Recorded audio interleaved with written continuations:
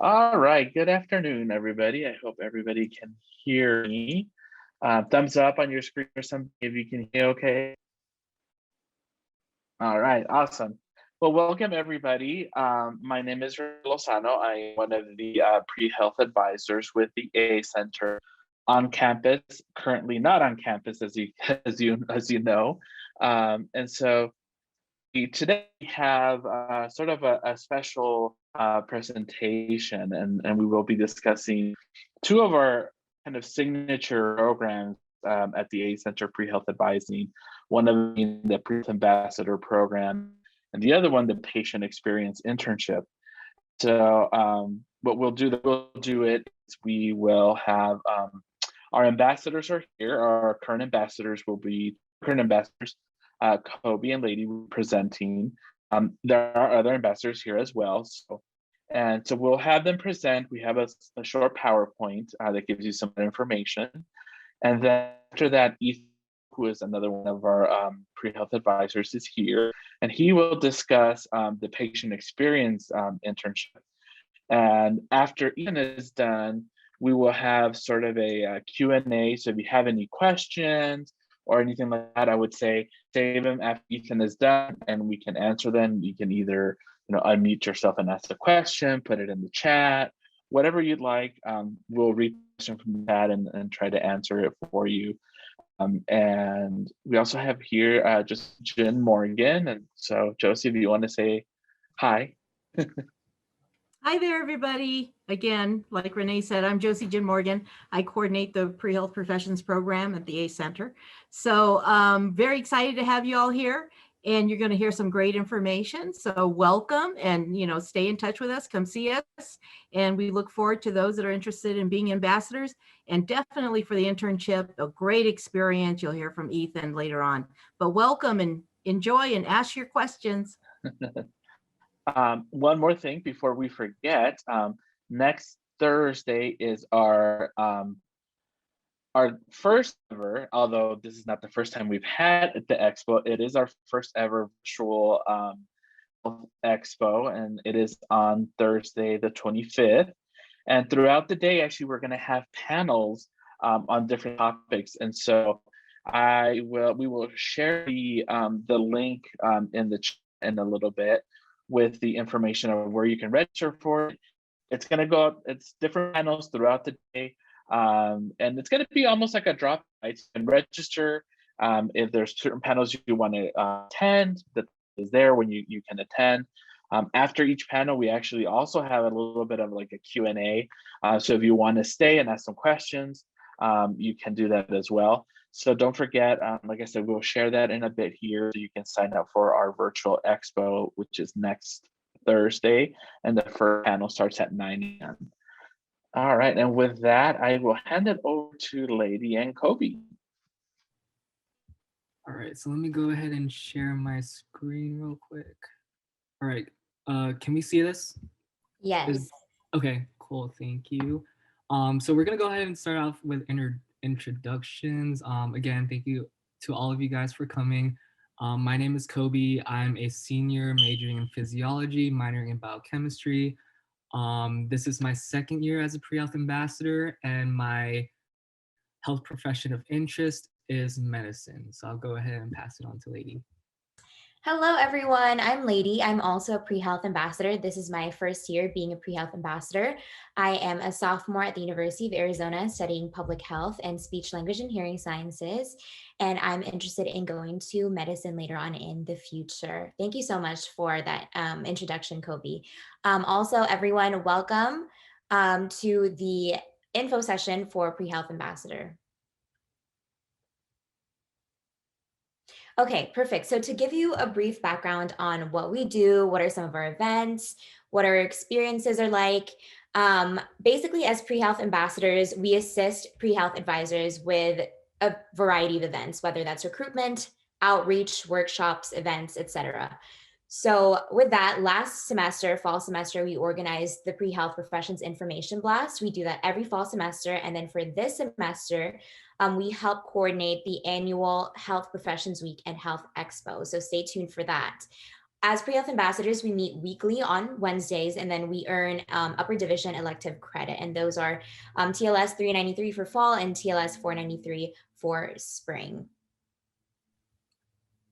And so here's a couple of pictures of us as pre-health ambassadors. Of course, these were taken before COVID, so everything has been virtual and online and remote ever since last March. And so back then, when we were in person, we usually hold, kind of like what Lady was saying, we held the pre-health information blast. As you can see in the top left corner, that was one of our letters of rec panels with Dr. Pimentel and Dr. Cohen. We also hold booths on campus during club fairs throughout the academic year. Here's some more pictures of the blast from, I believe, 2019. And there's a picture of us at orientation back in fall 2019 in August.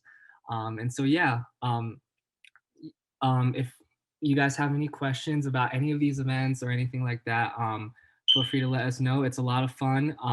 I think hopefully soon we'll get back into person and have big events like these. But as of right now, it has been virtual for everything so far. We've been meeting virtually, our events were virtual. So hopefully we'll get to see each other in person, face to face on campus in the future. And so I guess for benefits, a lot of pre-health ambassadors can attest to a lot of what we said here. Here's a couple of quotes from previous pre-health ambassadors that were in the program, as well as current pre-health ambassadors. And so one thing that pretty much all ambassadors can attest to is being a part of this program really helps with professionalism. When organizing these events such as Blast and Expo, we have to talk with advisors, professionals, doctors, anything along those lines to help organize events like that for our panels. And so it really did help a lot for our professional skills when organizing these events, because we do reach out to those professionals when it comes to inviting them to these events. And so that really helped a lot in that aspect. And in terms of us as students and as future aspiring pre-health or health professionals, being a part of the program really also helped us gain more knowledge about the application processes, whether it's medicine, nursing, PA, PT, dental, the whole 9 yards. So just being a part of the whole of this program, being in close contact with our advisors and professionals on campus really helped us gain that knowledge to better prepare ourselves for our futures. Thank you so much for that, Kobe. I think the greatest thing about being a pre-health ambassador is that it's flexible. So even if I'm only a first year pre-health ambassador and I had my experience virtually and not in person, I have had a lot of great experiences being a pre-health ambassador. And a lot of those include having genuine friendships and interacting with your own fellow pre-health ambassadors. That would motivate you to do well in your specific field and your major, whatever you would like to study in the future after college. It would also help you to develop it would allow you to have professional development opportunities and also improve on your leadership skills, public speaking, Q&A skills. The best thing about being a pre-health ambassador is that you are organizing, you are coordinating these events, but also you are participating in these events. So you have the best of both worlds. You're also able to improve on your collaborative thinking skills to plan events. And also with that said, you are able to plan your own events. If you have something that you would like to propose to the pre-health advisors, this is something that I would want to do. They're very flexible about that. They're very open about that. So this opportunity will allow you to be creative, but will also allow you to develop professionally and personally as a human being.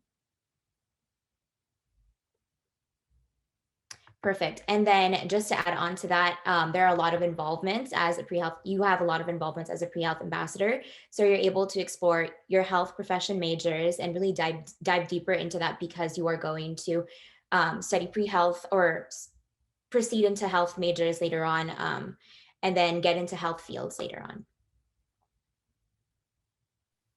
And so hopefully these benefits that me and Lady have been, I guess, telling you guys will help kind of, I guess, like convince you guys to apply. And so a lot of you guys are probably asking, what is required for me as an applicant to be a pre-health ambassador? And as you guys can see on the screen, it's very simple, clean cut, straightforward. We do require that all applicants have a minimum 2.5 cumulative GPA at the time of application. We also ask that you are interested in any pre-health profession under the umbrella, whether it's dental, PT, OT, PA, nursing, medicine, the whole 9 yards, anything along those lines will be great. And also we do ask that you have a expected commitment of 1 full academic year in the program. And so, yeah.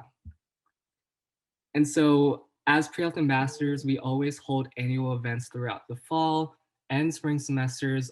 Right here in particular, the fall semester, we always hold a pre-health ambassador orientation / retreat where we meet as pre-health ambassadors to kind of like get to know each other, have icebreakers, play games, and kind of get a feel of the cohort and just kind of help plan for not only the fall semester, but for the whole entire academic year as well. And so that's something that we always do every August. And also fall club fairs. Again, if we were in person, hopefully we'll be doing that very soon. We do hold booths outside in the mall during club fairs for us to kind of network with other students, kind of outreach to everyone on campus about our program and the benefits that it has to offer.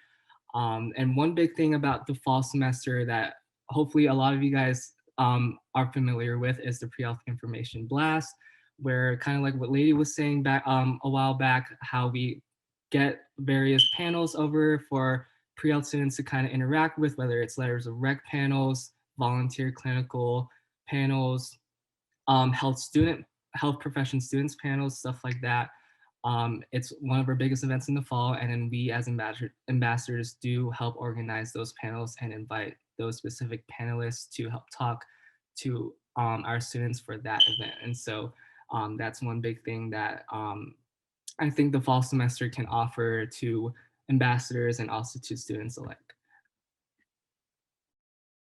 Perfect. And then for spring, so we've had a lot of these events virtually, but for spring, we usually have the Spring Club Fair, Health Professions Week, Health Expo, which is a very big thing, one of our signature events, Admitted Students Day 2022 to 2023 Pre-Health Ambassador Selection, and then the end of semester reflections.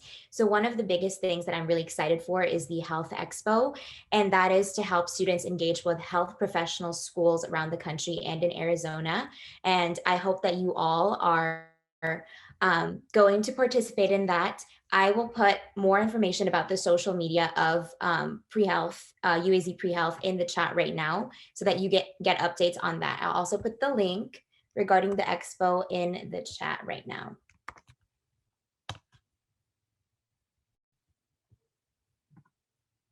Okay, so I just mentioned the social media platforms that we have for pre-health. So again, we have UAZ pre-health for Facebook and also UAZ pre-health for Instagram. These are our social media handles. All right, thank you, Lady, for sharing those links in the chat. So we're happy to announce that our application is officially open. They do close next month, Sunday, March 14 by 11:59 p.m. Arizona time. After you submit your application, you will be offered an interview and you'll go through an interview process, whether or not it's going to be MMI style or classic interview style is still to be announced. But just to keep that in mind for you guys, we will be offering interviews after that application is submitted. And you will be interviewing with pre-health advisors and ambassadors together. And so just something to look forward to. And yeah. And so if you have any questions, make sure you relay those to any advisors that you're familiar with, whether it's Renee, Ethan, or Josie. Also feel free to also reach out to any pre-health ambassadors that you know of or anyone in the A Center in general for your questions. And on that note, that's it for our presentation as pre-health ambassadors. Again, thank you all for coming today. And hopefully we'll see you guys soon at the interviews.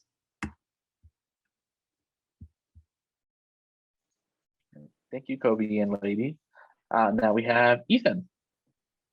Awesome. Thanks, Renee, and thanks, Kobe and everyone. And yeah, hold your questions at the end. If you've got questions about the ambassador program, Kobe and Renee and everyone else will be around at the end to answer those questions. I'm going to talk about the patient experience internship a little bit.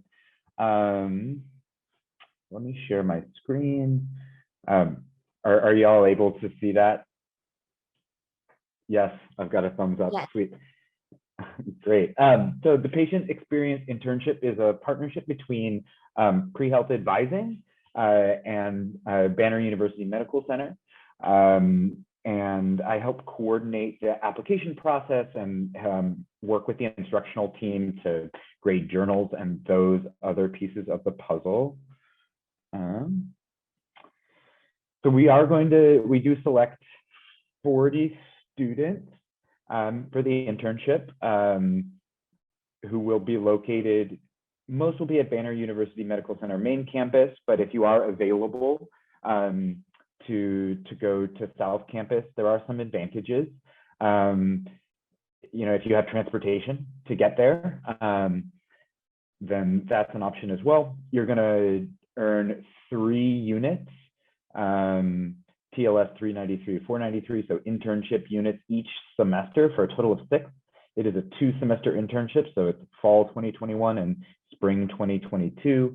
You need to be available for both semesters, and it's 3 units per semester. And then each semester is also 120 patient contact volunteer hours at Banner University Medical Center. So for both semesters together, it's 240 total volunteer hours. That's a minimum to be able to get the 3 units, but if you have more time, you can volunteer for more hours if you want to get more hours. And then in terms of academic commitments, there'll be a D2L shell where you're going to turn in 4 journals where you're going to be practicing writing about your experiences. And we encourage you to write about those experiences and practice writing about them to help you as you prepare for health professions applications. And then you'll have a final reflection, which will be kind of like a practice personal statement. And then Banner University Medical Center, they have you do a presentation about patient experience and do a bit of research and present your findings to some of the health professionals at Banner. In terms of who should apply, any undergraduate student with any sort of health professional goal. So like Kobe and Lady said for the ambassadors, nursing, physician's assistant, PT, OT, any profession is very welcome. This is great volunteer experience, no matter what profession you want to go into. It does give you an opportunity to get direct clinical contact experience in a hospital setting. You're not going to be giving clinical care, but you are going to be interacting directly with patients, helping them with minor needs that don't require medical training, but also having conversations with them and that kind of stuff. You'll be expected to spend about 10 hours a week in the hospital to get to those 120 hours per semester. And then in terms of how we select applicants, there isn't a ton of supervision in this role, and so we do privilege folks that have some clinical and/or leadership experience already. In terms of the application, that doesn't mean if you have any of that experience, you shouldn't apply. Go ahead and apply. We really have a broad range of folks to get in for the internship and have an opportunity to participate. In the internship itself, your role at Banner is called a patient experience ambassador. And so you're assigned to a specific unit at Banner University Center main campus or South Campus. And it's going to be your job to go on rounds or round on patients in the unit, walking into their rooms, asking them a specific set of questions about their experience, helping them with my needs. The data that you collect is data that's related to the federal government to help Banner University Medical Center demonstrate how the patients are doing, how their patients are experiencing the service at the hospitals. You'll notify staff on the unit of any patient concerns. You'll assist staff on the unit in a variety of ways, whatever comes up. The most common thing that students talk about is you're going to have lots of conversations with patients. So it's going to be a big part of you is walking into patient rooms, talking to them about their lives, getting to know them, sharing a little bit about yourself.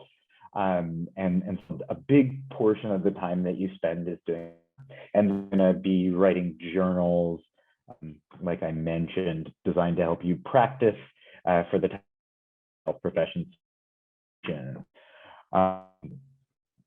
Technical details. Most of the inpatient units are open 8 a.m. to 8 p.m. And so you can basically do your volunteer hours anything within that. The department is open. In the past, had volunteer in the emergency department. You've got 24 hours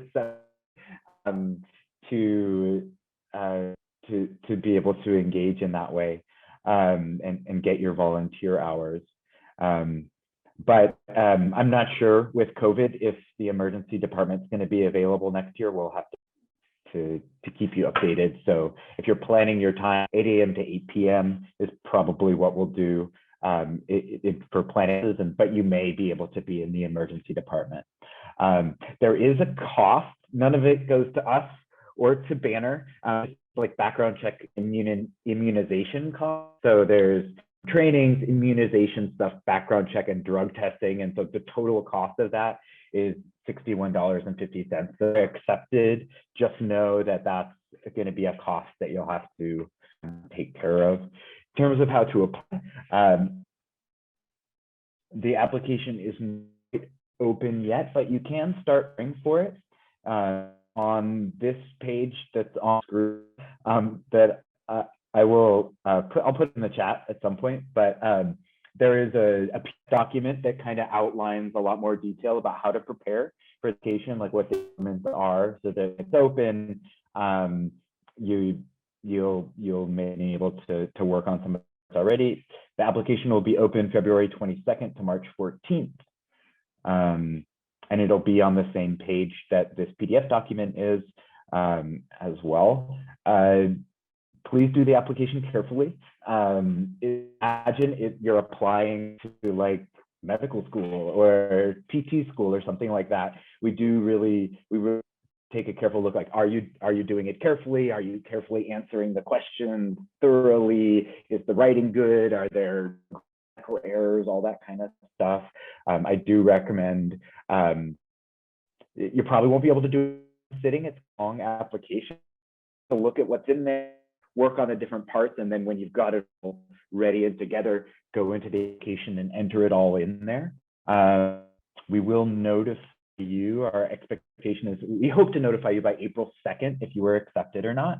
And then if you were accepted on April 20th, there's going to be a required orientation from 4 to 5 p.m. And then what do we look for in terms of who we select? We are going to look at what your GPA is. We're going to ask you to calculate your science and your cumulative GPA.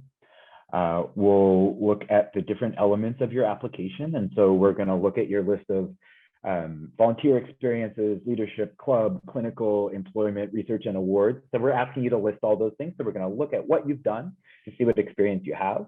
We're going to ask you to write a list of professional goals that you hope to accomplish in the internship. We're going to look at that. And then we're going to ask you to write an essay, which is basically like, why do you want to be a insert health profession that you're interested in here? So basically kind of like a personal statement. So we're going to look at those elements. And then we're going to evaluate those elements based on the AAMC core competencies, particularly with a focus on cultural competence, reliability, and service orientation. We're going to look at communication and organizational skills, attention to detail, flexibility, and good judgment. And then, like I said at the beginning, if you've got previous clinical and/or leadership experience, we are looking for that so you can really hit the ground running in the internship with the limited supervision that's available in those units that you'll be on. You can get in touch with us in these ways, like the ambassadors talked about. And if you have questions, you can certainly email me, but can also ask some questions right now. And I'll go ahead and get that link into the chat that I mentioned, so you know where that PDF document is, and so you know where the application link is going to be posted when it's available. So I'll stop sharing. All right. Thank you, Ethan. All right. So does anybody have any questions for the ambassadors, for Ethan? Again, you can put it in the chat, or you can unmute your mic and just ask us. We have a few minutes here to answer questions.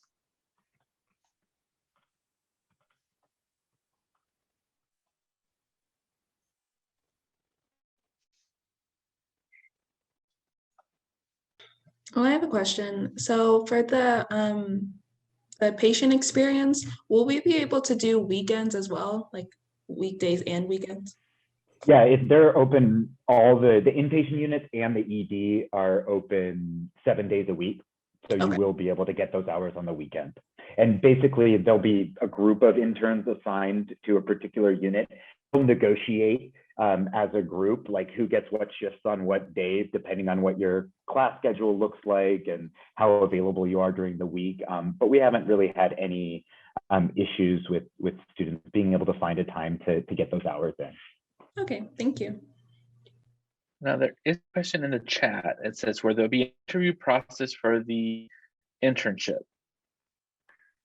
There won't, although we'd love to. There's just, because we're interviewing for 40 spots, to interview would mean we'd probably have to interview 80 people, and that's just too much for us to be able to handle with our small group.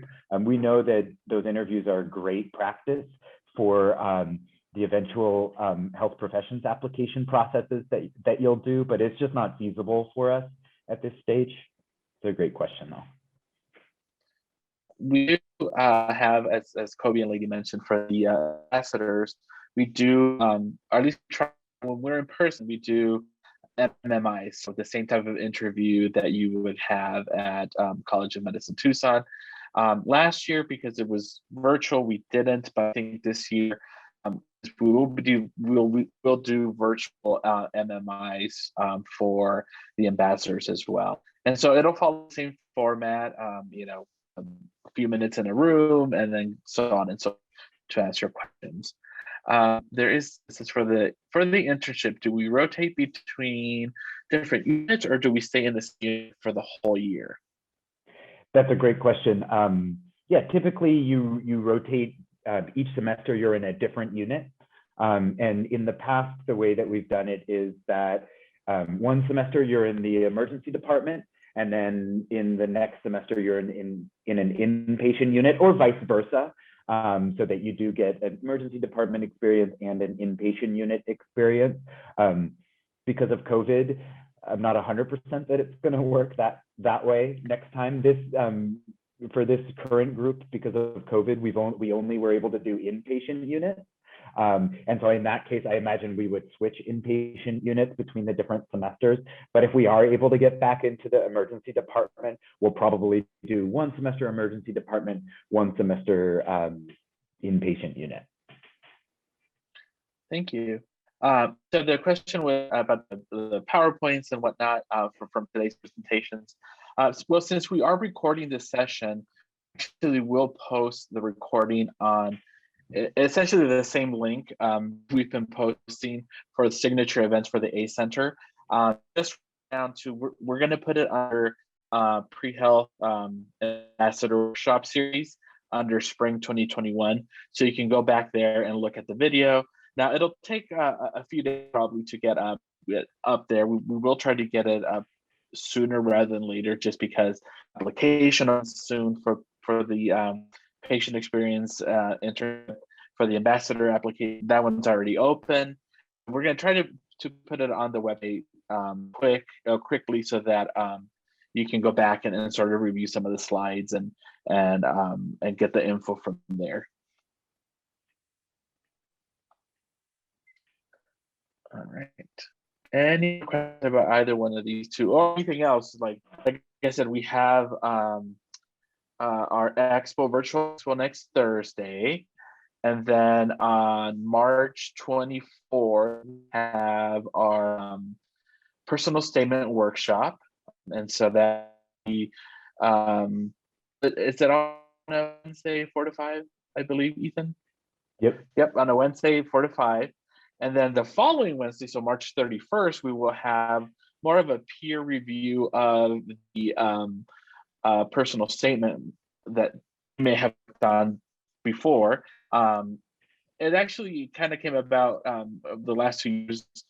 Ethan has had this the two-part, and it's actually worked well where students get to kind of view their own. I always say, it's a good way to get ideas, right? Not so much that you're going to steal somebody's ideas, like, hey, I really like how the person did this, and it's, I mean, it's great to help each other with this sort of thing, especially like a statement. More questions. What type of patient care experience we'll be getting during the internship? Yeah, we like to, it's like patient contact, patient exposure experience, right? So you're not directly caring for patients in a certified clinical role. And so, your specific role is to have conversations with patients and ask about what their experience has been like at the hospital. But yeah, but you do minor things for them, like you can grab their nurse, you can get them a blanket, you can get them some water, those kinds of things, and they'll kind of walk through how that works with you. But so it won't, if I'm thinking about, if you're thinking about becoming a physician's assistant and you need, certified clinical hours for the program you're applying to, I wouldn't consider this kind of experience relevant to that. This is kind of volunteer patient exposure or patient contact, but not direct clinical care experience. Right. So it wouldn't be like Ethan said, something you get with CNA or an MA or things like that. As I always tell students during our appointments, I always check with the programs you're applying to, if it's PA, MD, or something like that, and say, hey, how would you see this internship? And as always, keep your syllabus, keep your paperwork in case there's a question about what you did. You can always refer back to that. Another question: What have past students said about their experience in the internship? That is a good question. For the most part, the feedback I've gotten is positive. That it's been a great way of getting some hours. It's been a great way of getting, right? So sometimes when you start in a big hospital setting as a volunteer, you're kind of in a more clerical role. You're like, at the front desk or something like that. And so some students have expressed that this is a great way of getting right in there, right? And interacting directly with patients, directly with nurses, care nurses, doctors, anyone that's at the unit. So it's a great way of kind of jumping in there and experiencing what it's like in an inpatient unit or in the ED. So it's been positive in that way. Josie, are there other things that you've heard from students about the internship? Yeah, this internship has been around for a while and it's kind of morphed into different internships. But probably the best thing, no matter what internship or clinical experience you have, the opportunity is there and you want to take advantage of it, getting to know people, getting your foot in the door. You'll be running into doctors that maybe you want to shadow. Letters of recommendation have resulted from being in the internship, and part of your health profession process is getting letters. So not just doing the minimal, right? You want to take advantage of all those opportunities that, that you're not going to be handed these opportunities, but they're going to present themselves, and everybody's going to take advantage of them in very different ways. And so this is really your chance to, get to know people and definitely interact with patients, because, many of them are stressed out. They just want to talk to someone, and you're that go-between between the nurse's station and the patient many times. And so given the atmosphere and that sort of thing, you want to make sure that you make those connections. And then if you continue to want to volunteer in that hospital, that can happen also. So definitely there's a lot of possibilities to gain some of those, what Ethan was referring to, pre-professional core competencies. And so you want to line up your experiences with all those different attributes and core competencies. Yeah, and especially during COVID, it can be hard to get your foot in the door, particularly in a hospital setting. And so I think this is a great opportunity to get in there, get to know some folks, network. Certainly students have been able to find shadowing experience as a result, but like everything, it's what you put into it is what you get out of it. So you do need to make an extra effort to get to know the charge nurses and use those connections to find a doctor to shadow and those kinds of things. It's definitely, you're definitely like almost like in a healthcare role, right? You have a job, you go to the unit and you do it, right? And so, beyond that, right, it's not a structured experience in that way, right? It's beyond that, it's, how you're able to get to know folks. So I think it is really good practice. Someone else asked, do we get experience with different specialties? And I imagine you're referring there, Nandini, to the internship. I think it depends, right? So the inpatient units that you're assigned to are related to different specialties. And so I know some folks are in the pediatric unit, some folks are in other units at Banner. And while we can't, Banner can't guarantee that they can honor your requests, if there are particular units available and you have a particular specialty interest in mind, you can certainly ask about it. And our coordinator at Banner, our current coordinator at Banner, Wade, does his best to accommodate any requests that you make. But I'm sure that you would also make connections that you could use to interact with different specialties as well. All right, so the next question is, what are some examples of volunteer clinical experience that would make a good candidate for this intern? Yeah, any volunteer or clinical experience, right? So if you've volunteered at a clinic or in a hospital or any kind of healthcare setting, that certainly sets you apart. If you volunteered in a non-healthcare setting, that also is great, right? We're trying to think broadly because not everyone has had the opportunity to have the same experiences. But if you've had some leadership experience, right, you've been involved in a club or an organization and taken on some responsibility, or you've volunteered in a clinical role at a hospital, at a free clinic, at a food bank, a blood bank, any of those kinds of things, that experience looks great. If you're earlier in your experience, that might be stuff that happened for you in high school, and that's fine. If you're a third-year student or a fourth-year student at U of A, we would be trying to look at more recent stuff. But whatever you've got is great, and we'll keep a really open mind about your experience and how it prepares you for hitting the ground running in a role like this. Yeah, and in the past we've had, even previous pre-health ambassador then gone on to do the patient experience internship. As Ethan mentioned, it's noting that reliability, right, is what sort of things have you done. And interestingly enough, one thing we were talking about before we started our session today was exactly that, being a reliable person and showing up for things like your internship and making a good impression. And that goes along with the networking part, right?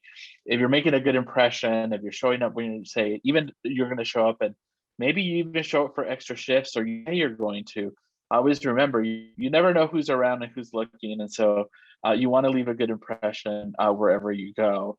And so opportunities like patient experience and pre-health ambassadors, that's your way of networking and getting to know people and really showing them, hey, you know what, keep me in mind for the future when I'm applying to my health profession choice. And you never know, right? You never know who's going to be in a role like, and a part of an admissions committee or interview committee, or a professor or somebody else in one of these health professions. And so I always say you never know who you're going to encounter. So always, leave a good impression with whoever you meet. Any other questions before we wrap up for today? What main skills could be needed for this internship, and what do you see students grow in? What main skills should be needed? Yeah, I mean, it's basically, communication skills, professionalism, those kind of key core competencies, cultural competence, right? Be in very diverse units, interacting with patient backgrounds, language skills, first language, multiple languages. And so it's going to be important that you're able to be sensitive to that. But yeah, I mean, it's kind of all those competencies, right? Like what makes you a good candidate, medical PT school or OT school? It's those same kinds of skills. What we're able to pick up from your application, you're doing some writing, so we're to pick up your communication skills from your writing. You're going to be putting down what your experiences are and talking a little bit about them. And so again, communication skills, but we'll also be picking up on, how you talk about those different, to try to look at those core competencies, and how you've been able to demonstrate them in that application. In terms of like growing, I think, in the internship, most people say at the beginning, I was terrified, had to walk into a patient's room, never into a patient's room that was closed, didn't want to bother them. I didn't know what to say. I was just reading things off a list of questions. But then I eventually got comfortable with patients. I was able to engage with patients around topics that we both had in common. I was able to, have longer conversations. So over the course of the internships, students tend to get just a lot better and a lot more comfortable in a healthcare setting with other healthcare professionals, right? Something that students also talk about is, being nervous to talk to the charge nurses on the unit or mention something to the doctor. So they get just a lot more comfortable. They become aware of how, the system works, at least within their unit, but also within a hospital setting. And I think, the biggest gains, I think, are ultimately just getting really comfortable with all sorts of different kinds of patients and being able to interact, make them feel comfortable, but also feel comfortable doing it, making sure that, it's something that you're able to kind of, show part of yourself to the patients, and then they're able to feel comfortable with you. So, and, I think there's growth there. And then I do see growth in student writing over the course of the internship. And so, part of the focus is getting practice with, telling your stories, telling stories of your experiences in the internship itself, which, ultimately you're writing a personal statement that's going to have some of those experiences in it. So refining those writing skills, I think, is a portion of it as well. And I do see students get better at telling those stories, get better at reflecting on those stories, get better at showing their voice, showing who they are through their writing. And so I think that's an area of growth as well. Yeah, and I think my guess would be, because you are going to be such a diverse group of individuals, like in the hospital. I mean, I'm sure, and maybe Ethan, but some students may see themselves reflected in some of the patients that they talk to, and maybe even more comfortable to their own story. As you mentioned, writing improves their, hey, well, I'm not the only one that had through this, or my family went similar, and now I see that we're not the ones. And so I think people are maybe more likely to sort of share that and just really get ready for, as you said, when it comes down for the personal statement. And I think that communication skills are so important. And I would say, it's a skill that whether you end up pursuing a health profession or you don't, and your career takes you somewhere a different path, that sort of communication skills, being able to ask somebody, just strike up a conversation. I think those are things that are really important, that something you can take with you, always. And how do you make your patient, when you become a provider, how do you make them feel at ease?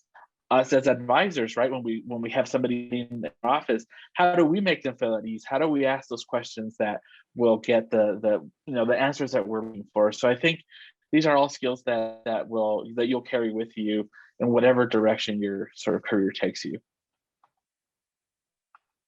All right, so I think we will end it here. If you have anything else, feel free to email us. We will try to have the presentation up and running in the next few days. And you have the links in the chat.